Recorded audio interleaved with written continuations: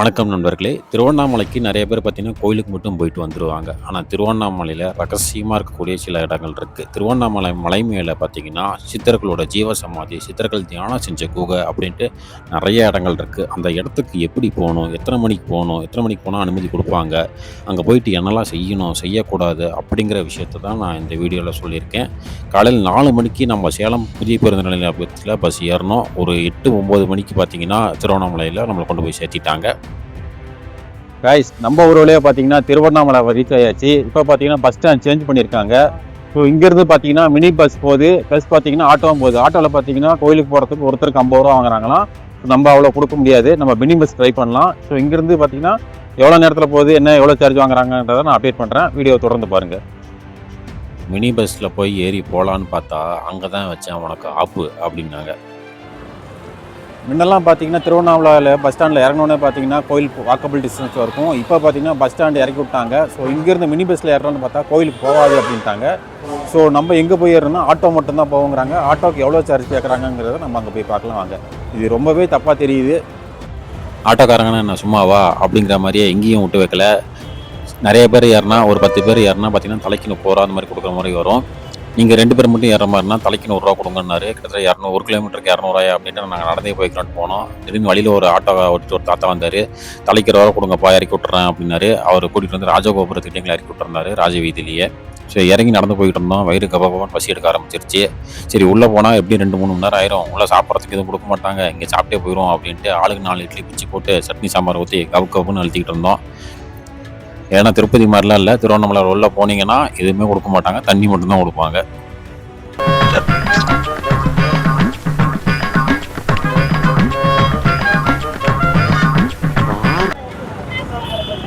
Welcome to Tirupati Devasthanam, sorry Arunachala Devasthanam சொல்லலாம். So இங்கே பார்த்தீங்கன்னா இப்போ திருவண்ணாமலையை பார்த்தீங்கன்னா அருணாச்சலேஸ்வரா அப்படின்னு தான் மோஸ்ட்லி எல்லாம் சொல்கிறாங்க. ஸோ நம்மளும் பார்த்தீங்கன்னா அந்த அருணாச்சலத்துக்கு இன்றைக்கி வந்துட்டோம். ஸோ காலையில் 4 மணிக்கு ஆரம்பித்த பயணம் கிட்டத்தட்ட பார்த்தீங்கன்னா மணி இப்போ வந்து 9 மணி ஆகுது. நம்ம டிஃபன் சாப்பிட்டுட்டு கோயிலோட ராஜகோபுரத்துக்கு முன்னாடி நிற்கிறோம். கூடி சீக்கிரம் உள்ளே போகிறோம். ஸோ வீடியோ தொடர்ந்து பாருங்கள், மேற்கொண்டு பார்க்கலாம். திருவண்ணாமலையில் எப்பயுமே கூட்டமாக இருக்கும். முக்கியமாக ஆந்திர பக்தர்கள் நிறைய பேர் வந்துடுறாங்க, கூட்டமாக இருக்குது. லோக்கல் பீப்புள் கூட பார்க்க முடியாது அப்படிங்கிற மாதிரிலாம் இருந்துகிட்டு இருந்தது.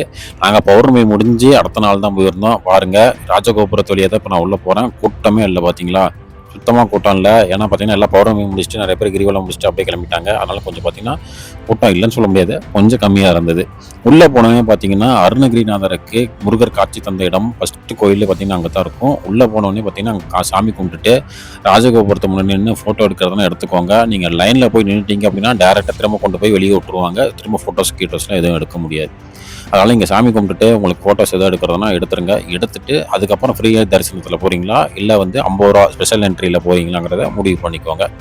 நான் உள்ளே போய் அருணகிரிநாதருக்கு அருள் தந்த அந்த இடத்த போய் பார்த்துட்டு சாமி கும்பிட்டுட்டு திரும்ப வெளியே வந்து நான் நண்பரோட புகைப்படம் செல்ஃபிலாம் எல்லாம் எடுத்துக்கிட்டேன். அதுக்கப்புறம் நேராக பார்த்தீங்கன்னா 50 ரூபா தரிசனம் அதுக்குள்ளே போயிட்டேன். முன்னாடி போவேன், பின்னாடி போவேன், திரும்பி போவேன், எப்படி வேணா போவேன், நான் ஏன் இஷ்டம் அப்படிங்கிற மாதிரி போயிட்டு இருந்தேன். அமைதி அமைதி, சொன்ன சொல் தவற மாட்டான் இந்த கோட்டை சாமி. தலைகீழாத்தான் குதிக்க போகிறேன். லைனில் நின்னோன்னா திடீர்னு பார்த்தா ஒரு நாய் உள்ளே வந்து மாட்டிச்சு.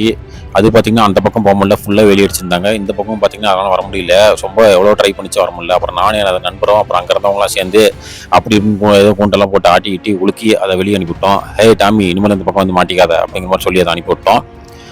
ஸோ நீங்கள் லைனில் வர்றதுக்கு முன்னாடியே உங்களுக்கு நான் சொல்கிற சஜஷன் என்னென்னு பார்த்தீங்கன்னா, கோயிலுக்குள்ளே உள்ளே போந்தோடனே அருணகிரிநாதர் அருள் தந்த இடம் அதை அந்த சாமி முருகரை கும்பிட்டுட்டு அதுக்கப்புறம் அப்படியே பின்னாடி பார்த்தீங்கன்னா தெப்பக்குளம் இருக்கும், அதையும் பார்த்துட்டு அதுக்கப்புறம் பார்த்தீங்கன்னா கொஞ்சம் தூரம் வந்தீங்கன்னா நந்தி மண்டபம்லாம் இருக்கும்.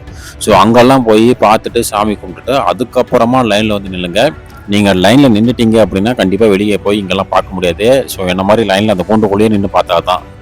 அதனால பார்த்தீங்கன்னா உள்ளே கொஞ்சம் தூரம் கூட்டம் கம்மியாக இருக்கிறப்ப நீங்கள் இந்த மாதிரி கொஞ்சம் போகிறதுக்குலாம் விடுவாங்க, அவ்வளோ ரெஸ்ட்ரிக்ஷன்லாம் பண்ண மாட்டாங்க. அதுக்கப்புறம் தான் பார்த்தீங்கன்னா ஒரு ட்விஸ்ட் வச்சுருந்தாங்க. லைனில் நின்றுட்டு இருக்கும்போது இந்த பக்கம் அந்த ஆயிரங்கால் மண்டபத்தில் பார்த்தீங்கன்னா அங்கங்கே பார்த்தீங்கன்னா கிடைச்ச கேப்லலாம் காசை சொருவி வச்சுருந்தானுங்க. எல்லா கேப்லையும் பார்த்தீங்கன்னா சொருவி வச்சுருந்தானுங்க.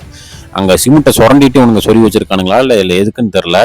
ஆனால் நான் விசாரிச்சதுக்கு என்ன சொல்கிறேன்னா, இந்த மாதிரி வந்து இடையில கேப்லலாம் காசை சொருவி வச்சா நீங்கள் ஏதாவது வீடு கட்டும்போது தடை ஏற்பட்டா இல்லை ஏதாவது வீடு கட்டுறதுல தடை இருந்தால் இந்த மாதிரி சொருவி வச்சா அது வந்து தடை இல்லாமல் நடந்துருமா. இப்படி ஒரு வினோதமான வேண்டுதலை சொல்கிறானுங்க. அதுக்காக நிறைய பேர் இந்த மாதிரி கேப்பில் சுரண்டி சுரண்டி காசு சொறி வைக்கிறாங்க. அறநிலைத்துறை ப்ளீஸ் ஒரு சரியான ஆக்ஷன் எடுங்க இதுக்கு. இப்படி எல்லாமே பார்த்தீங்கன்னா அந்த இதிலெல்லாம் சொறி வச்சாங்கன்னா அந்த சிமெண்ட்டெல்லாம் போயிடும். அப்புறம் பார்த்தீங்கன்னா அந்த பில்டிங் ஸ்ட்ராங்காகவே இருக்காது, ரொம்ப வீக் ஆகிரும். நிறைய பேர் இப்போ பார்த்தீங்கன்னா இந்த மாதிரி கேப்லலாம் வந்து காசு சொறி வச்சுக்கிட்டு இருக்கானுங்க. ரொம்ப மோசமான விஷயமா இருக்குது. இது மாதிரி கிறுக்குத்தனமாக நிறைய வேண்டுதல் பண்ணிக்கிட்டு இருக்காங்க. இது நம்ம தமிழ் ஆளுங்க பண்ணுறாங்களா இல்லை ஆந்திராக்காரங்க பண்ணுறாங்களான்னு தெரியல. பட் யார் பண்ணாலுமே இது தப்பு. இந்த மாதிரி தயவு செஞ்சு யாருமே பண்ணாதீங்க. ஏன்னா கண்டிப்பாக அதில் இருக்கிற அந்த பூச்சி எல்லாம் சுரண்டி காசு உள்ள சொல்லி வச்சாங்கன்னா அது பில்டிங் தான் பாதுகாப்பு இல்லாமல் போகும். அப்புறம் பார்த்தீங்கன்னா கூண்டில் பார்த்தீங்கன்னா பூஜை நடக்கணும்னு உட்கார விட்டாங்க. ஸோ எல்லாம் உட்காந்துட்டோம். ஒரு கிட்டத்தட்ட பார்த்தீங்கன்னா ஒரு 1/4 மணி நேரம் 20 நிமிஷம் பார்த்தீங்கன்னா உட்காந்துட்டோம். அவர வேலை கியூ அப்படியே ஸ்டாப் ஆயிடுச்சு. அப்புறம் கொஞ்சம் கொஞ்சமாக மூவ் ஆக ஆரம்பிச்சிருச்சு. அப்புறம் அங்கேருந்து பார்த்தீங்கன்னா தெப்பக்குளமும் தெரிய ஆரம்பிச்சிச்சு. தெப்பக்குளமும் நம்ம போய் வீடியோ எடுத்துகிட்டு வந்தோம்.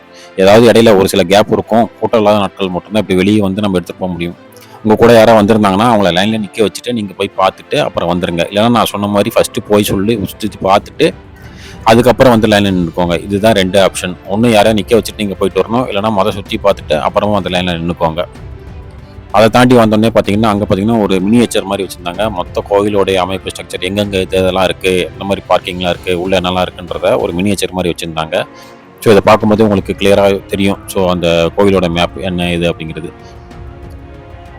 இதில் பார்த்தீங்கன்னா கோயிலோட 4 வாசல்கள், கோபுரங்கள் எல்லாமே இருக்கும். அப்புறம் அதுக்கு தாண்டி வந்தோடனே பார்த்தீங்கன்னா ஒரு இடத்துல பார்த்தீங்கன்னா வானத்து மேலே பெயிண்டிங்லாம் பண்ணியிருந்தாங்க. ஸோ இந்த மண்டபத்தில் பார்த்தீங்கன்னா பெயிண்டிங் அந்த அளவுக்கு எல்லாம் அப்போ கோயில் கட்டினப்போ அடித்த பெயிண்டிங் காட்டுக்குது. கொஞ்சம் எல்லாம் சிதிலம் அடைஞ்சு தான் இருந்துச்சு. சிலைகளும் பார்த்தீங்கன்னா நிறைய இடங்களில் கொஞ்சம் சேதாரம் அடைஞ்சு தான் இருந்தது. அது ஏன் அப்படிங்கிறது நமக்கு தெரியல.